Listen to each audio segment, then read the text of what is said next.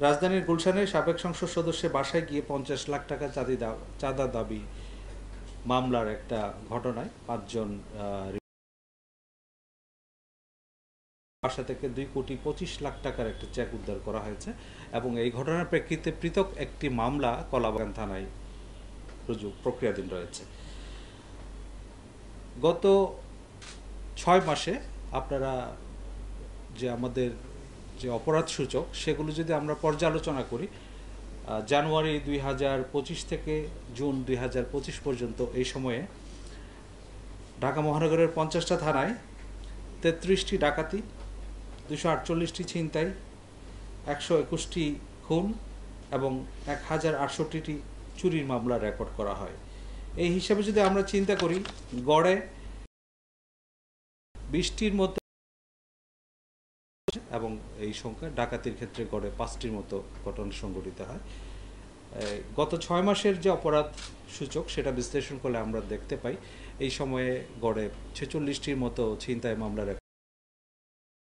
আর একটা বিষয় যেটা অনেকেই আপনারা আমরা সেটা খুব গুরুত্ব দিয়ে দেখছি, আমাদের কাছে যখনই কোনো অভিযোগ আসে সেটা আমরা অবশ্যই মামলা হিসাবে রেকর্ড করি, সেটা হচ্ছে চাঁদাবাজি। গত ৬ মাসের পরিসংখ্যান আমরা দেখছি ডিএমপিতে গড়ে প্রায় প্রতি মাসে ৭০টির মতো চাঁদাবাজির ঘটনা রেকর্ড করা হয়। এখানে চাঁদাবাজি শুধুমাত্র এককভাবে চাঁদাবাজি না, হয়তো থাকলে সেটাও কিন্তু চাঁদাবাজির। তো সার্বিকভাবে বলতে গেলে ডিএমপির বর্তমান যে আইনশৃঙ্খলা পরিস্থিতি সেটা আমরা স্থিতিশীল আছে বলে মনে করি।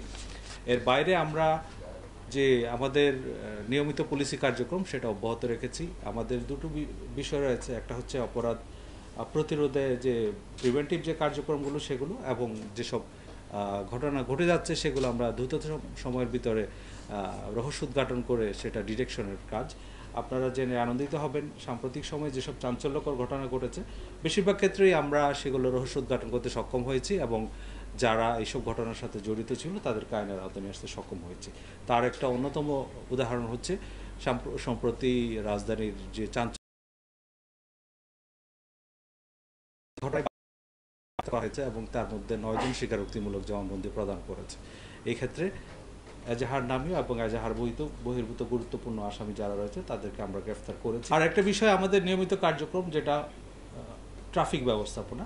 ট্রাফিক ব্যবস্থাপনার ক্ষেত্রে আমরা নিত্য নতুন কৌশল অবলম্বন করছি এবং বিভিন্ন স্থানে আমরা কিছু পরীক্ষামূলক ডাইভারশন দিচ্ছি এবং এসব ক্ষেত্রে দেখা যায় সেগুলো খুব ইতিবাচক ফলাফল নিয়ে আসছে।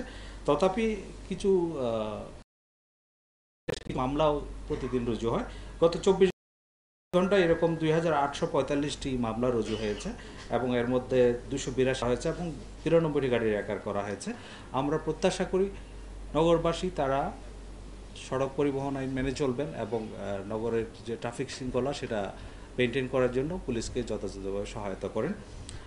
এখানে বিষয় আসছে ২,২৫,০০,০০০ টাকার, এটা এই মামলায় যে গ্রেফতারকৃত রিয়াদ নামে একজন। আমরা অন্যান্য বিষয়গুলো তদন্ত করছি, এটা অব্যাহত আছে। জি, এটা খুব গুরুত্বপূর্ণ। আগেই যদি ইনফর্ম করতে হয় তো পরবর্তী অপরাধগুলো ঠেকানো যেত। আমরা বিষয়গুলো খতিয়ে দেখছি কি কারণে তারা চাঁদা দিয়েছিল বা এক্ষেত্রে তাদের কোনো দুর্বলতা আছে কিনা সেই বিষয়গুলো আমরা খতিয়ে দেখছি। আমরা যে সম্ভাব্য কারণগুলো এবং এখানে যারা জড়িত ছিল তারা ব্যতীত আর অন্য কেউ আছে কিনা সেটাও আমরা তদন্ত করে দেখছি। আশা করি তদন্ত শেষে এগুলো বিস্তারিত জানা সম্ভব হবে।